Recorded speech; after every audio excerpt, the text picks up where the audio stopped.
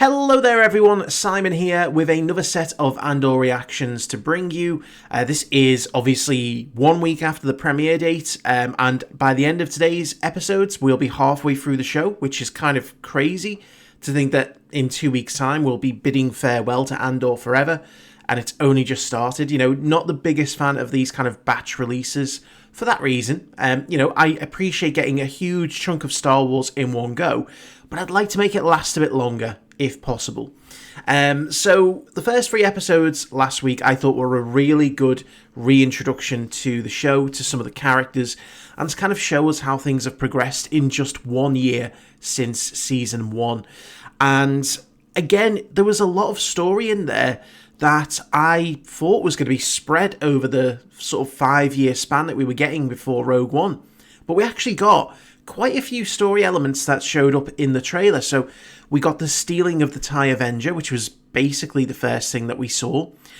We had Mon Mothma at the wedding on Chandrila, which again I thought was going to be another big story point. And then we had the confrontation between the Empire and our lost rebels on, what's the name of the farm planet? Was it Mao something? And obviously at the end of that we had the tragic death of Brasso, which I still don't think has settled in for me, because Brasso to me was such a great character. You know, he was such, I don't know, he had such a big heart, and you know, he's one of those characters that you just love seeing on screen. He's the kind of character that you really want to have in your own life, because he would do anything for his friends and family. And you know, you can see how much people appreciated him. There was obviously a lot of dark elements, not just his death, but the situation with Bix as well, who is at this point, I believe, supposed to be a tragic character. She is supposed to represent everything that the Empire does wrong to the lowly, vulnerable civilians.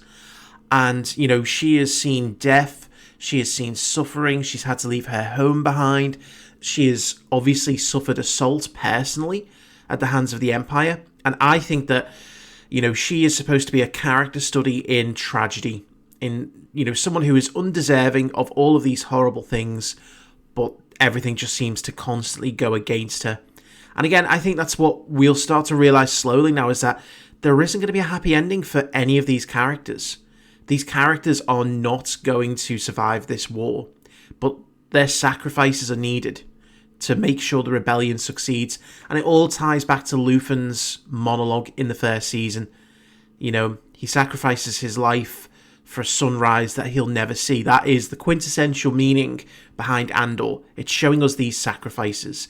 And so, you know, it's tragic to see that happen, but it's goddamn entertaining at the same time. And obviously all the controversy around, should, you know, sexual assault be in Star Wars, that was ridiculous. You know, I put a video out on that earlier in the week, and, you know, that addresses that point there, but I just feel like people are getting desperate to try and drive up any kind of controversy to grift against this show, because they realise it is really, really good.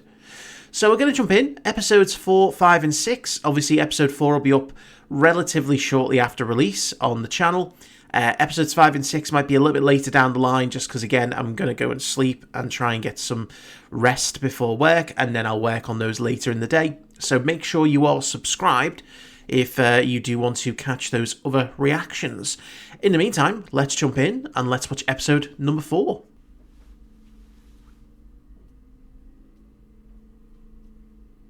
So, are we venturing a guess that her and Cassian are together? Sleeping in the same bed? She did call him her husband in the last arc. His family will never know what happened. Oh, I forgot to ask his name.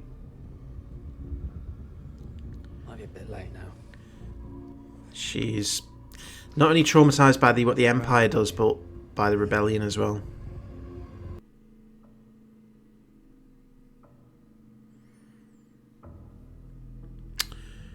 Oh, have they moved to Gorman because of her assignment?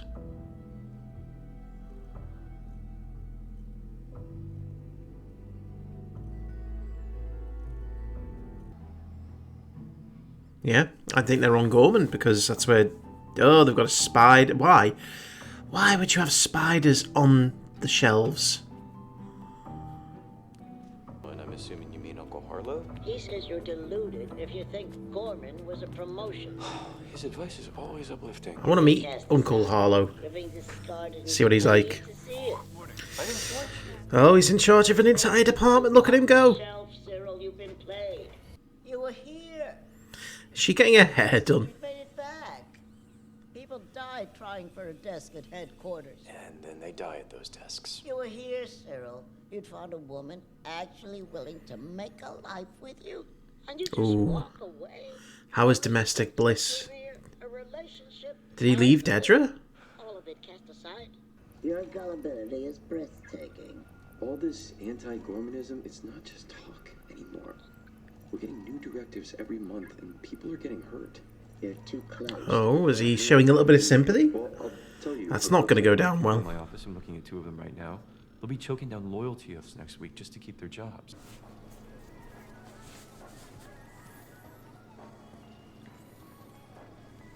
I love this. Again, whoever thought that we would see just supermarket shopping in Star Wars? That's what I love about this show, is it's just the things you'd never expect, but are so simple and basic. Not a tourist, you know it. This one's different. Oh, it's spiders now. They're going to try and recruit him. You're right. You're not a tourist. Perhaps you wish to know more about where you live. I'm guessing that Dedra hasn't shared with him With information on the Rappler. why the Empire is there. About what? There's a meeting. You should come. You have the address. It's on the spider. I've got to say, I would hate living on Gorman. As someone who does not like spiders. We're in a war. Not everybody knows it yet, but it's happening. People die. I wonder if he knew. Well, he does now. Wherever he is. That's exactly what He was a soldier. Dr. He was a Gorst threat. said. He was an imperial threat. You and I are here now. Very nice moral episode in The Cost of War.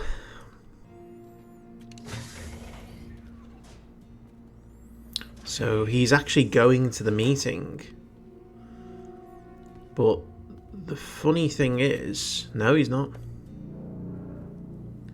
Oh, they've been in his home. If he did go to the meeting, I can honestly imagine him being the kind of person who would turn them in. He'd have a moment of... Ew. He'd have a moment of being like... Okay. Yes, these people have a point, but then he'd be like... I am loyal to the Empire. It's not up to us what we save, what we lose. Yeah.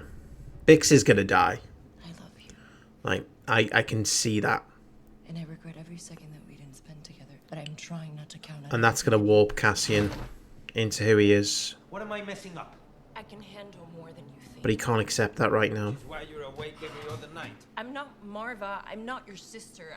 Ooh. I can handle. What am I messing up? You didn't kill that boy because we're at war. You killed him because he saw my face. Take me 5 minutes. Or I can tell you where they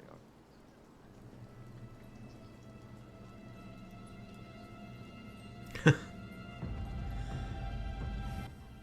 Ah, yes, the security guard's number one weakness, having to do work. Yes, of course, always. Look, I don't have much time. Sorry. Tell me. They made contact.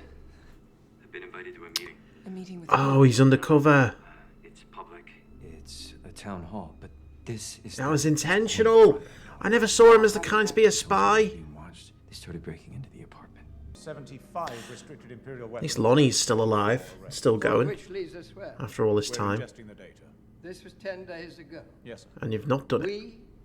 Who's the we at this buffet of rebel plunder?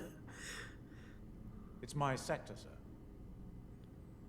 I love Major Partagast, he just doesn't give any shits. The Axis desk. I notice you've taken an interest in this seizure. The weapons, sir. There are some pieces that appear to have come from the Axis. He got a We're promotion. nothing more definitive.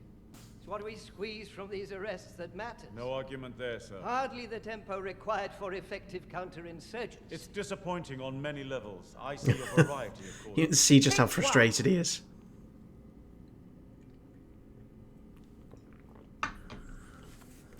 We're arresting too many people. Oh.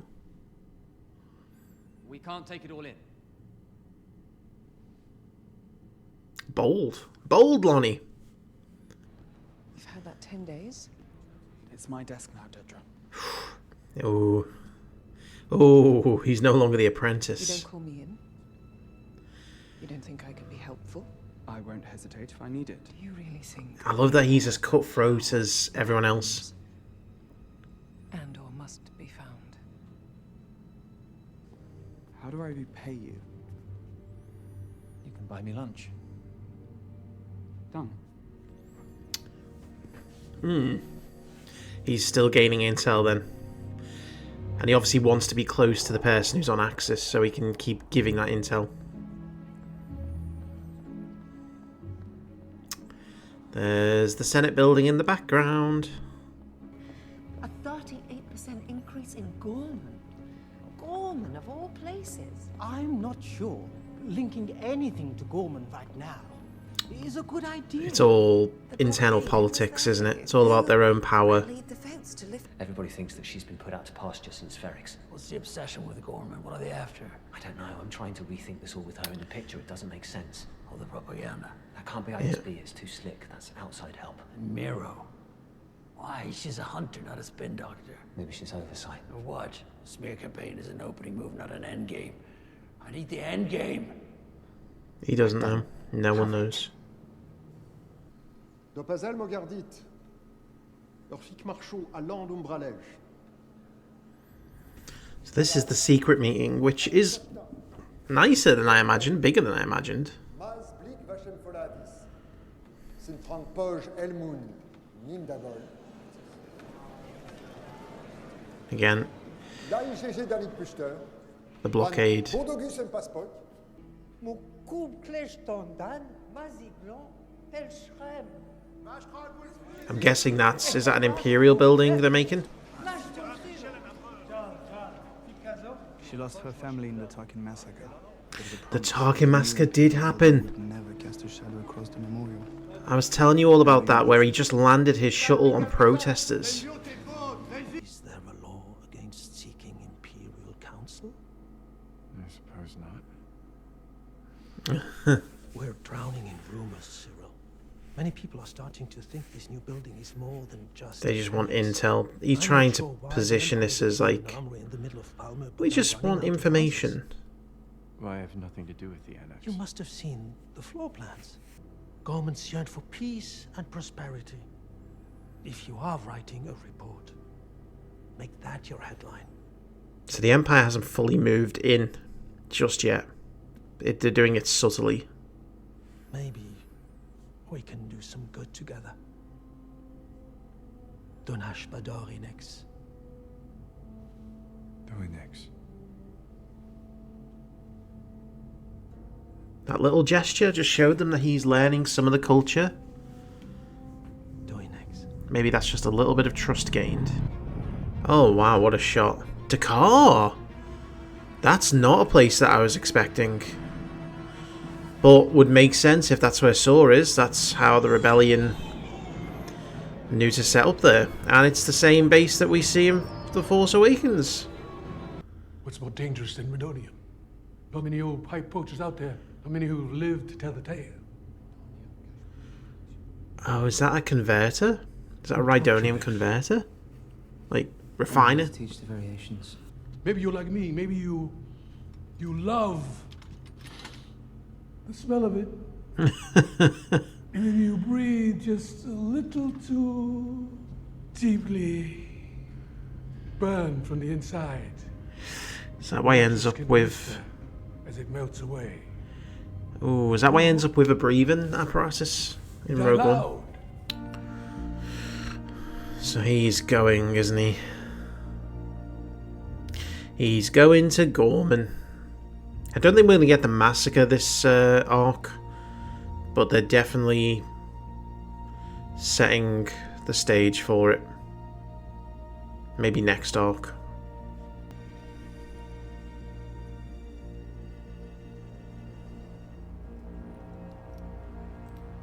Oh, I don't like that. What's that? Ooh, I don't like that towards the end there. I don't know if I missed something. I don't know what that, little vial of liquid was. I don't know if it's some kind of a drug. I don't know if it's something to help her sleep. There was a really dark part of my mind that was like, oh, she's going to kill herself. Like, she's going to kill herself. Cassian's going to come back. He's going to find out that, she died because he left her. And that's going to... Like, I'm convinced Bix is going to die. And that is going to be another thing that's going to just make Cassian this cold killer that the rebellion needs. Again, I said this in the intro. I don't think this is a story that is going to have a happy ending for any one of these characters. But what an episode. Like, there was things here that I just did not expect. And most of that came from Cyril Khan, who is showing facets of himself that I could never have imagined. Playing the kind of uncertain Imperial worker who could possibly sympathize with the rebellion. That's, like, it had me surprised at the beginning when he was talking to his mum. I'm like, hold on, he left Dedra? He's showing sympathy for someone who, the Empire is putting out propaganda against? This, what's happened to you in the last year, Cyril? And it's only afterwards that they realise he's there with a purpose. They know that he's going to be listened to as the head of the department. He's an important asset to the rebels on Gorman. And the whole Gorman story is filled with subtext, with subtle meanings, and again, trying to show you how a very effective authoritarian regime has many different ways of encroaching on societies. What they're telling us so far is that Gorman is somewhere that is firstly no threat to the Empire from the standpoint of a rebellion, from a social aspect. If it wasn't for the fact that Gorman had a resource that the Empire needed, the Empire would not care. Gorman, or the Ghor, I think as they're called, the people of Gorman, are extremely relaxed when it comes to, their ideals on rebellion. Because so far, we've only heard very good things about Gorman and its people. And so, to be able to turn the galaxy's vision of Gorman from a really valuable, community that has, this silk, that these garments that are made from this spider silk, and a people who are rich in culture and again very friendly, to be able to turn public opinion against them, you can't just march in. And this is brilliant, because this is what that meeting in the first arc was about. It was about how do we subtly influence things so that when we move in, there are not going to be protestations across the galaxy. And I think Mon Mothma can see that coming. I think that, they've done a very, very good job of planting those seeds in there. Because the Tarkin massacre, which is something that I talked about in earlier episodes as potentially being something that Krennic does, has just been cemented into canon again. So essentially there is protests on Gorman. Tarkin comes in, can't land his shuttle because the protesters are filling the landing pad, and he orders the pilot to just land on them. And it kills, as they said there, 500 people die because he just lands on them with his shuttle. That didn't spark a rebellion. They built a memorial, but that didn't spark an active rebellion against the Empire, which shows you the tolerance that the Ghor have and how much it would really take for them to, protest and rise up. And I think now we've got this building being made. The Empire is going to slowly move in bit by bit, secretively, subtly, and by the time the Ghor realise what's going on, it's going to be too late. And one part of their plan is Cyril Khan going in, using his position with the Department of Records, or whatever it's called, and fishing out these rebels. And it's great because it makes sense. He's close to Dedra, who is one of the people who knows about this. And everything is just being so secretive. That's why they've got the propaganda machine pushing out anti-Gorman rhetoric. That's, again, they know that the planet is probably going to collapse and there's going to be a huge impact on that. And it's what Dedra said in that first arc. You need to create a rebellion that will do something wrong.